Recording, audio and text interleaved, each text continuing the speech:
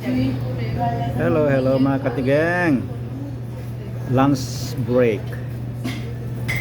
Ito, ewan ko kung ano ito. basta pork ito. Ito, basta chicken ito. Yung luto hindi ko alam. Vegetable mix. Masaya na rin kasi may kanin kahit walang isda. Ang aking soup ito, tomato soup. Tomato ito eh. Tikman natin. Tomato nga.